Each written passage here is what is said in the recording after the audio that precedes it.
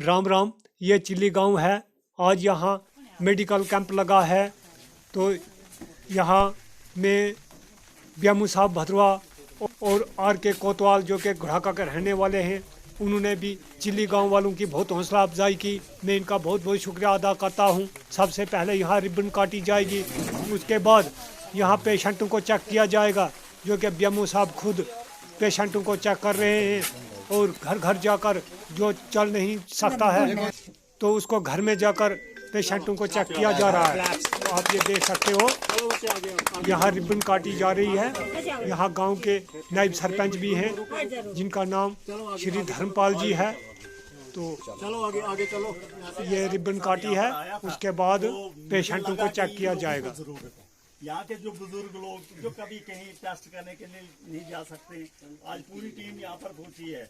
आपकी आंखों की टेस्ट भी होंगे, आपकी शुगर टेस्ट भी होगा, ब्लड टेस्ट भी होगा। यानी सारा कुछ यहाँ पर इंतजाम जितना हो सकता था यहाँ पर ले आए हैं। और साथ में ये जो आयुष्मान जो ये टेबलेट्स, ये जो आयुर्वेदिक दवाइयाँ हैं, आज तक गवर्नमेंट ने काफ़ी फैसिलिटी जो है लोगों में रखी हैं।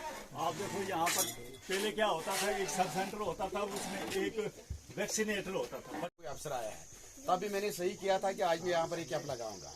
और मैं आज आप सबके सामने ये बात बोलना चाहता हूँ, आज आंखों के टेस्ट होंगे फ्री, 20 एन के बुजुर्गों को मिल जाएंगे। दूसरी बात, शुगर का टेस्ट होगा, खून का टेस्ट होगा। दवाई हमने कम से कम 3 कैंपों के आज एक कैंप में यहाँ पर लाई है। 15-15 एक महीने की दवाई के मरीज को मिल जाएगी। और मैं सबको लोगों को बोलता हूँ, आगे पीछे जहाँ पर भी कोई बड़ा है, छोटा है, बुजुर्ग है, बच्चा है, सबको ले आओ। पूरी सारी दवाई हमारे साथ है, एलोपैथिक मेडिसिन भी साथ है, आयुर्वेदिक मेडिसिन भी साथ है, और अंदर 2 ठेले अभी भी पड़े हुए हैं। लिहाजा इस कैंप का फायदा उठा लो। मैं चाहता हूँ फायदा उठाना भी चाहिए। क्यों? जहाँ पर आपका ये इलाका है, यहाँ पर ऐसा कैंप रोज नहीं लग सकता है, और 7-8 डॉक्टर, इतनी बड़ी टीम इधर कहीं नहीं आ सकती। लिहाजा मैं सबको यही गुजारिश करूंगा कि जितनी जल्दी हो सके 4 बजे तक इधर है, इस कैंप का जितना हो सके उतना फायदा उठाए। क्योंकि डायरेक्ट हमारे जो कमिश्नर सेक्रेटरी साहब, वर्दी कमिश्नर सेक्रेटरी साहब भूपिंदर सर की डायरेक्ट ऑब्जर्वेशन में ये कैंप हो रहा है। ठीक है, सीएम साहब ने स्पेशली कहा है 3 जगह है, जिसमें एक आपका चिली भी है, और इसके बाद ऊपर वाले ने जिंदगी की, इसके बाद मैंने दूसरा कैंप करना है टेस्टा में, वो भी फार फ्लग एरिया है। चलो मैं अपनी तरफ से कोशिश करूंगा कि आप दूसरा होते तो करूंगा। Thank you. यहाँ पे मेरे साथ आए हुए मेरी मेडिकल टीम, यहाँ के मेरे गांव निवासियों, आज शायद आपको प्रसन्नता हुई होगी कि आपके इस एक बैकवर्ड गांव में, पिछड़े जो पहाड़ी के नीचे है, एक पिछड़े हुए इलाके में हम आपके पास पहुंचे हैं।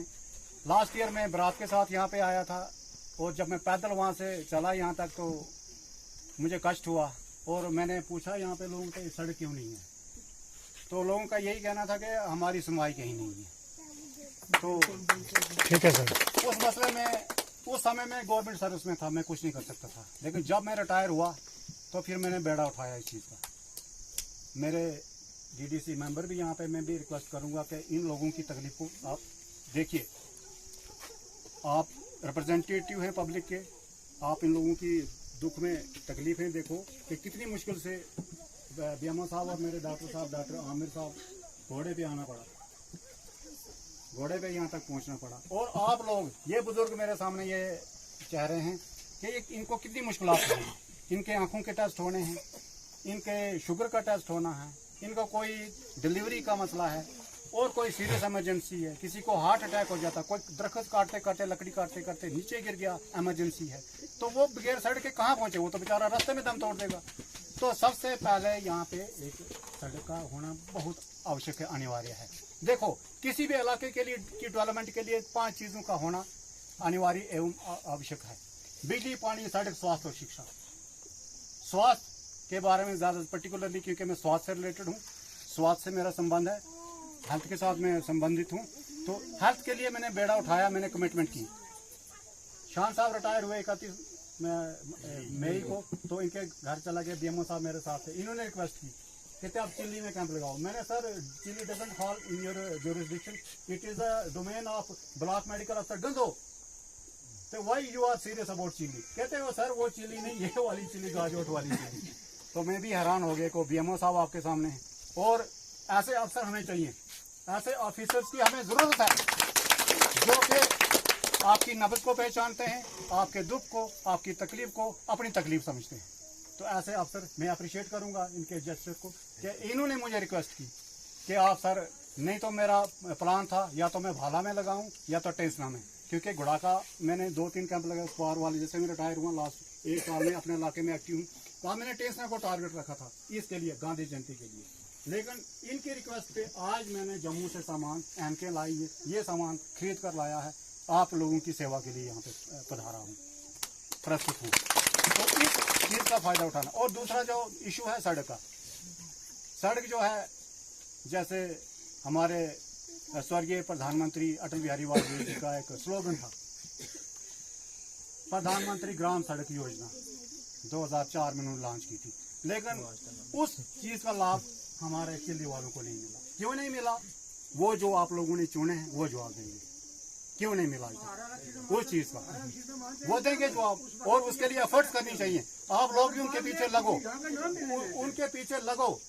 अगर मेरी जरूरत पड़ती, शान साहब की जरूरत पड़ती, हम भी आपका साथ देने के लिए तैयार हैं। आज मैं यहाँ से ऐलान करता हूँ, क्योंकि रिटायरमेंट के बाद मैंने अपनी लाइफ जो है बची है, जिंदगी मेरी भगवान की कृपा रही, तो मैं अपनी लाइफ मैंने लोगों की इसके लिए, लोगों की मदद के लिए, लोगों की हेल्प के लिए, लोगों की सहायता के लिए समर्पित कर दी अपनी लाइफ टोटल। मैं कोई पॉलिटिशियन नहीं हूँ, मैं कोई पॉलिटिकल लीडर, लेकिन मैं एक सोशल एक्टिविस्ट हूँ। एज ए सोशल एक्टिविस्ट मैं आपके साथ दावा ये करता हूँ, आपको ये यकीन दहानी कराता हूँ, आपको आश्वासन देता हूँ कि अगर जहाँ मेरी जरूरत पड़ेगी सड़क के लिए मैं आपके साथ चलूंगा।